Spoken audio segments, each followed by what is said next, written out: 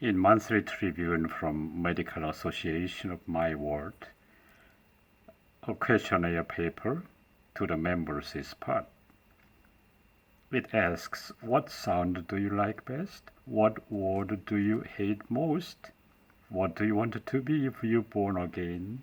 And so on. Really common but lovely questions. But the last one is on my mind.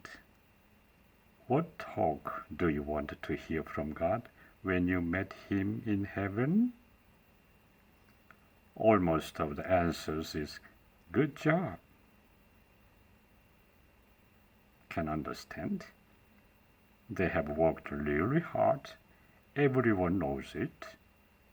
Their hope is to be recognized by God too. Natural. However, the God we know in the Bible is some distant from their expectations. He is not the one calling good job to everyone who have worked their job only hard. And one more, the heaven is not a place everyone goes. Only God knows in Jesus. The heaven is given only by the mercy of Jesus, not by our work. And the Son of God, Jesus, came to us to wipe away every tear from our eyes, not to see our work. And can you imagine? The first thing God does for us in the heaven is wiping away every tear from our eyes forever. Doctors see a man, a patient, when they find abnormal values in his medical check. But to the eyes of the God, all of us are the sick, having tear in eyes. Jesus is the excellent doctor who knows every origin of the tear in us. He is the wonderful counselor who knows all the way to heal our tear. His clinic is open full time, so we can go anytime. His clinic is free because our Father is the President. How many impressive, heartwarming scenes do you remember in the Bible? You know well, the Bible is full of those stories. The scenes saving the wandering souls from the valley of the death. The souls going through the ailments, souls possessed by the devils, souls agonizing in the clinging sense of sin, souls in the desperations but having no helper, and souls of self-contempt from the valley. Only death is waiting, if we were as we are. That Jesus saved us was by the words from his mouth. As the Creator created the world by the words from his mouth. Let there be light, and there was light in Genesis. Lazarus come out, and Lazarus came out from his tomb in John chapter 11. Aren't you in self-contempt? Aren't you doubting yourself? Aren't you underestimating yourself? I hope you're not. But this trap is here and there. And if we allow ourselves to this trap, something that never let us free from the valley of the death makes a nest in us. So skillful, so persistent, it makes us a dog going to its vomit. It makes us see ourselves grasshoppers, others giants.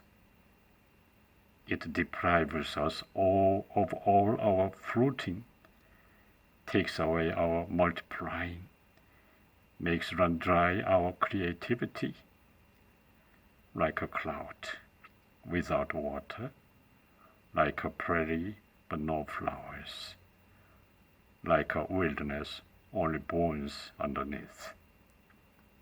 It leads us so weakened, cannot rise by ourselves. Lake Galilee is familiar to us. Jesus and his disciples walked together there. One day, when Jesus comes out of it, a man meets Jesus. His dwelling is, the tombs.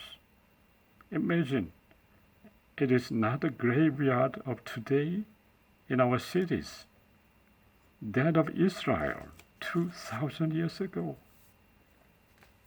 But is forgetting it is not a place profitable to him. He's naked, but is forgetting why he needs clothes. He's cutting himself with stones, but forgetting why God created his body in God's image. He's crying out in the tombs and in the mountains, but cannot realize whose voice it is.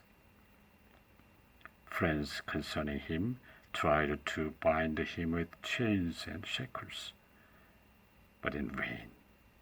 Nothing for him could work. But today he sees a man. He's coming to him. He noticed him, Jesus, who can help him. He runs him and kneels before him and shouts for help. But the voice coming out first is not of him. The devil's in him. It says, "What have I to do with you, Jesus, Son of the Most High God?" They have occupied the room of the man that he abandoned, and have mocked him as they are satisfied.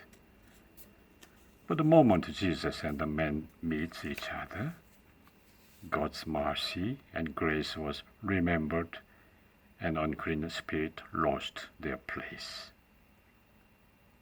They are sent out from the man and go into the herd of swine that were feeding near the mountains. 2,000 of swine run violently into the lake and drown. Villagers plead him to depart.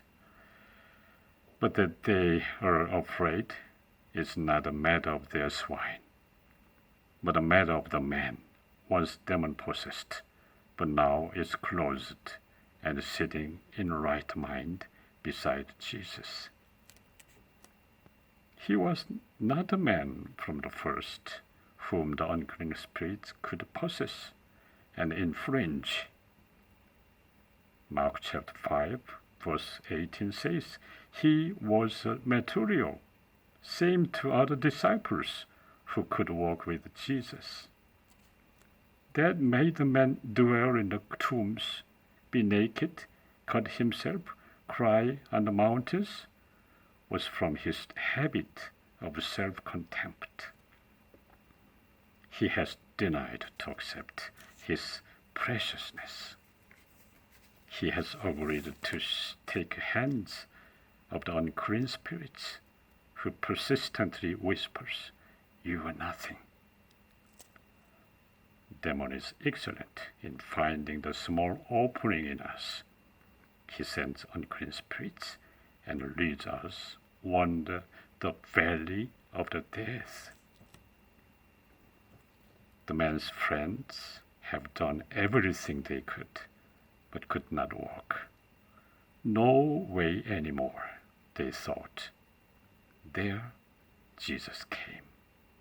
The moment the two met, Jesus remembered his promise, the mercy and love.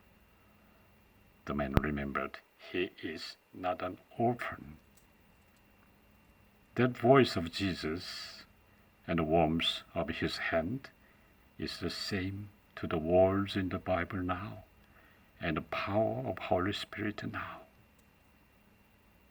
The silent voice of a praying of someone, the voice of praising and giving thanks to God from churches on the corners of our town, are the voices of the pleasure to the restoration, not from the compulsory worship.